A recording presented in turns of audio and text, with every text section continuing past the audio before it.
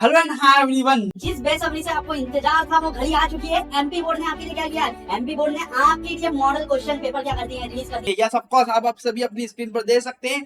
High school या high school oblique higher secondary school परीक्षा वर्ष 2023-24 के लिए परीक्षा पैटर्न पर आधारित प्रश्न पत्रों को किसने रिलीज किया है दोस्तों? हमारी माध्यमिक शिक्षा मंडल बोर्ड ने ये पेपर को रिलीज किया है। आप देख सकते हैं ये जो वेबसाइट है वो किसकी है? माध्यमिक शिक्षा मंडल बोर्ड की है। तो सर हमारा यहाँ पर जो स्पेसिफिक टॉपिक है हम किसके ऊपर आज डिस्कशन कर रहे हैं? ये वीडियो स्पेसिफिकली है अकाउंटेंसी के लिए। आपको बताया जाएगा टू द पॉइंट किस तरीके से एज अ टॉपर जो स्टडी करते हैं आप कैसे इन पेपर का यूटिलाइजेशन कर सकते हैं। बिलीव मी दोस्तों, मैं आप सभी से प्रॉमिस करता हूं बिफोर योर एग्जामिनेशन इन सभी मॉडल पेपर जो कि कॉमर्स से रिलेटेड है, specifically accountancy, business study and economics, मैं आप सभी को यहां पर क्या कर पाऊंगा? रिवीजन कर पाऊंगा। Believe me and faith me.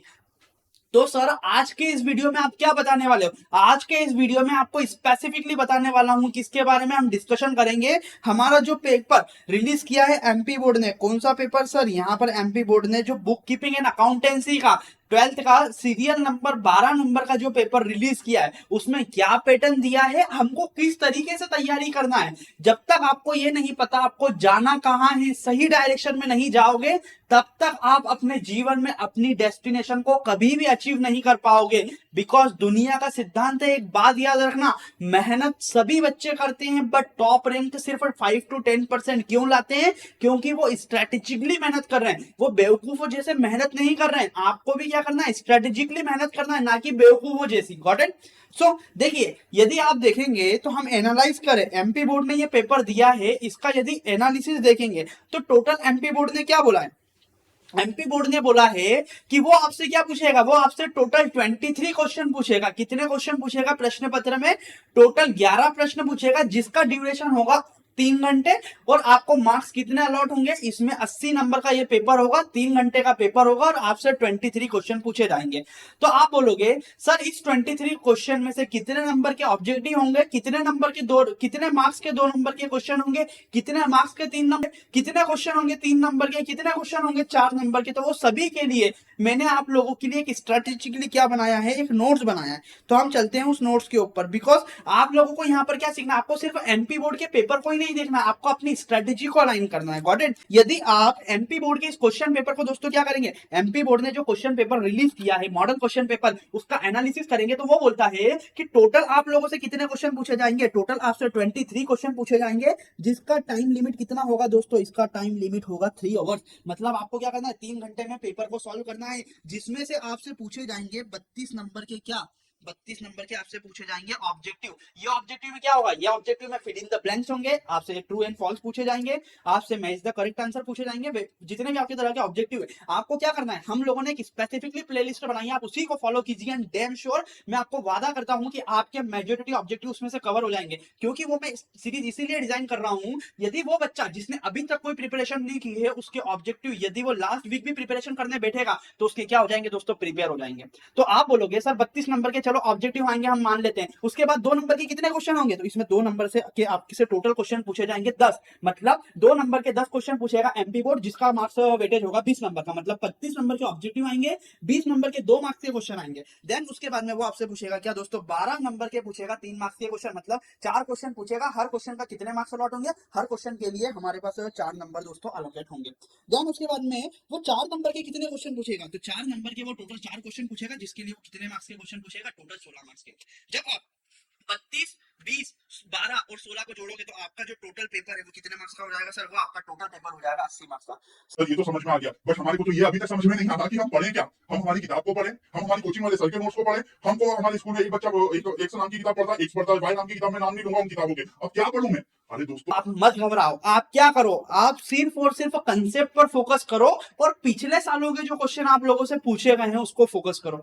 Sir हमारे को नहीं पता, यदि आप लोगों को नहीं पता ना तो हमने हमारी प्लेलिस्ट में एक स्पेसिफिकली चैप्टर वाइज रिवीजन की टेस्ट रिवीजन सीरीज चलाई है, आप उसे ब्लाइंडली फॉलो कर लीजिए। यदि आप लोगों ने प्रिपरेशन नहीं की है, जितने भी चैप्टर हम लोग बना पाएंगे वो सभी चैप्टर आपके प्रिपेयर हो जाएंगे। यदि उस चैप्टर में से कुछ भी पूछा जाता है तो आप डैम श्योर अच्छे से उसको क्या कर पाएंगे? फेस कर पाएंगे ड्यूरिंग द एग्जामिनेशन। देन आप बोलोगे सर हमारे को एक ट्रिक बता दो, हमको ये समझ में नहीं आता है कि ऑब्जेक्टिव की कैसे प्रिपरेशन करें। हमारे दोस्तों तो हमारे को बहुत सारे ज्ञान गणित देते हैं। दोस्तों वो ज्ञान गणित में मत आना, बिकॉज ज्ञान गणित देने वाले तो बहुत से होते हैं। मैं अपनी एक कहानी बताता हूँ, आप लोग बिलीव नहीं करोगे। जब 2016 में मेरी एग्जामिनेशन थी तो हमारा पेपर था इंग्लिश का। मेरा एक दोस्त था, वो एग्जाम पेपर के लास्ट डे रात को 1:30 बजे मेरे घर आता है, मेरा गेट ठोकता है, गौरव बोले चलो हमारे पास कुछ क्वेश्चन आए हैं वो हम रिवाइज कर लेते हैं। ठीक है, हम गए। मैंने चलो मैं बहुत अच्छा पढ़ने में बहुत अच्छा था, तो मैंने उनको चलो वो क्वेश्चन बहुत ही हार्ड पेपर, क्या पता भगवान जाने वो कहाँ से लेकर आए थे।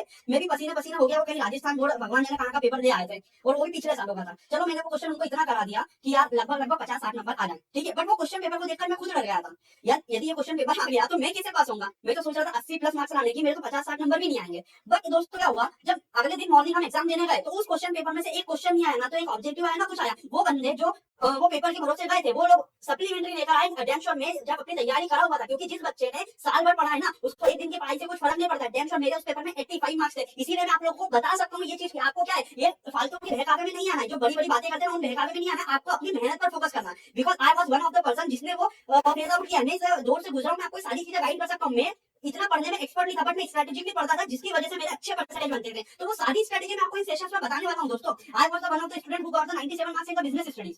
Got it?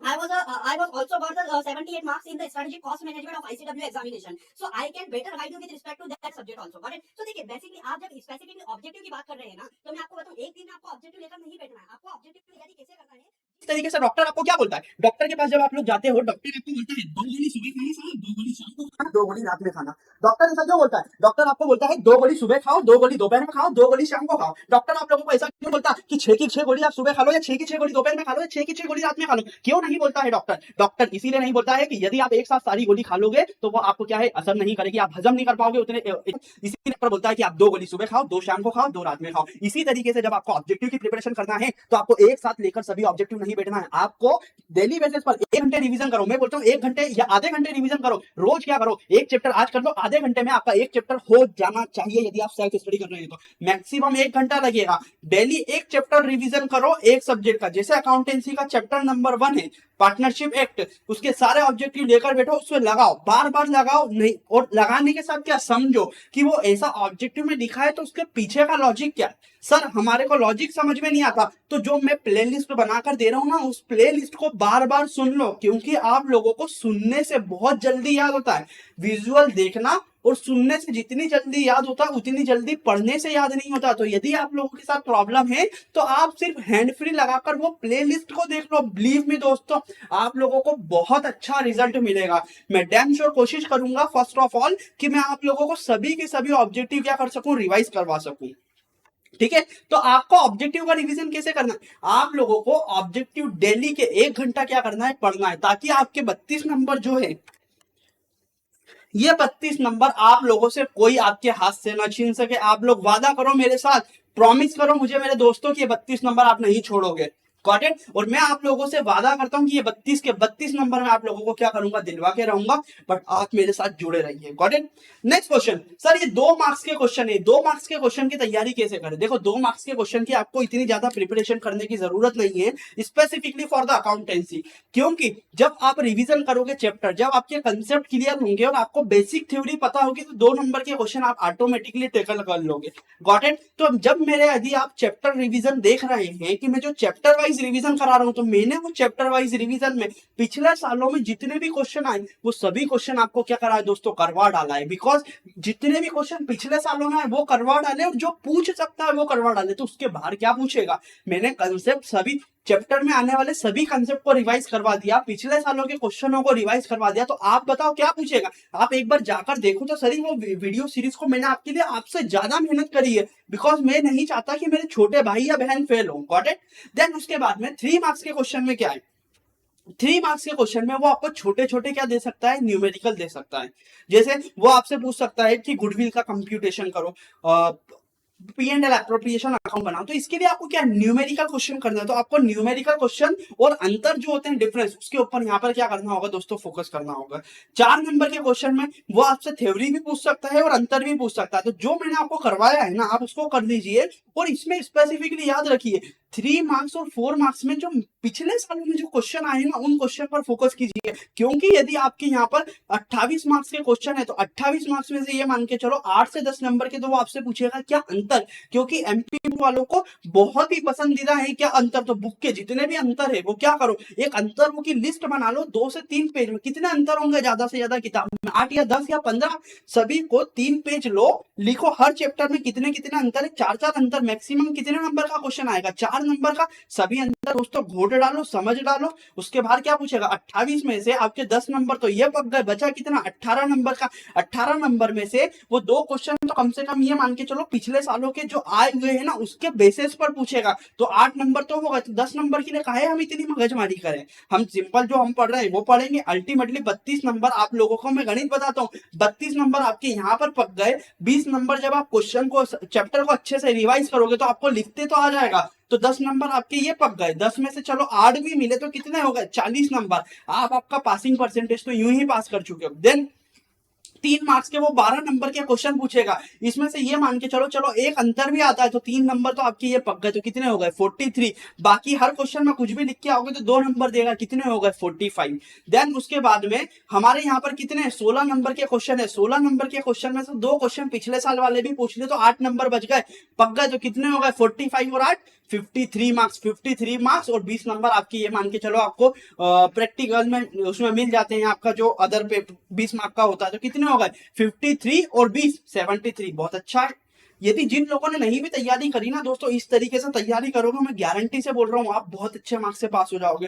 And believe me, मैं जो रिवीजन करवा रहा हूँ उसको फॉलो कीजिए। 32 नंबर आपकी जेब में रखें, आपको सिर्फ क्या करना है उसको स्ट्रेटेजिकली खेलते आना चाहिए, मगअप करते आना चाहिए। 20 नंबर के जो क्वेश्चन है, 20 नंबर के क्वेश्चन यदि आप मेरी वीडियो सीरीज देखेंगे ना तो वो 20 नंबर के क्वेश्चन भी आपके क्या ऑटोमेटिकली प्रिपेयर हो जाएंगे, आपको कोई जरूरत नहीं है। ये 3 नंबर 4 नंबर के क्वेश्चन तो मैंने आपको इतने बड़े बड़े क्वेश्चन करा रखे हैं कि यदि जो छोटे मोटे क्वेश्चन है वो तो आप इजीली यूं कर दोगे चुटकियों में। तो बस आपको क्या करना है, आपको मेजर जो फोकस करना है वो 32 नंबर पर फोकस करना है और अंतरों पर फोकस करना है, साथ ही साथ जो पिछले सालों के क्वेश्चन आए उनके ऊपर फोकस करना। तो ये मान के चलो 80 मार्क्स में से 50 से 55 नंबर तो आपके यूं सूखे हाथों में, गॉट इट। सो स्ट्रेटेजिकली मेहनत करो, पहले 55 नंबर को अपने हाथ में लो, फिर आपको लगता है कि सर हमारा सब प्रिपरेशन हो गया, अब हमको और प्रिपरेशन करना है, तब जाके और आगे की प्रिपरेशन करो। जब तक आप लोग अभी इसी कंडीशन में नहीं हो कि आपको यही नहीं पता कि आप पास हो पाओगे या नहीं हो पाओगे, तो ऐसी कंडीशन में जा क्यों रहे हो, पहले उस सिचुएशन में आ जाओ जहां पर आप श्योर हो कि मैं 70 प्लस मार्क्स तो लेकर आ रहा हूं या आ रही हूं। फिर उसके बाद आप क्या करो 80 90 या 100 आउट ऑफ 100 के लिए मेहनत करो। पहले ये तो इंश्योर करो कि मुझे 60 से 80 नंबर आ रहे हैं। गॉट इट दोस्तों, आई होप सो आपको मेरा लॉजिक समझ में आया। और यदि आप देखना चाहते हैं मेरे रिवीजन वीडियो तो आप जा सकते हैं नीचे दी गई डिस्क्रिप्शन लिंक में। Thank you so much. यदि आपको कुछ डाउट है तो मैं आप सभी को वेलकम करता हूं, आप हमारे टेलीग्राम चैनल में आइए, हमारे फैमिली का पार्ट बनिए और आप सभी डाउट पूछिए, आप सभी के लिए वेलकम है। आइए डाउट पूछिए और कुछ भी यदि आपके पास सजेशन है तो please give your suggestion. Thank you so much दोस्तों and all the best for your examination.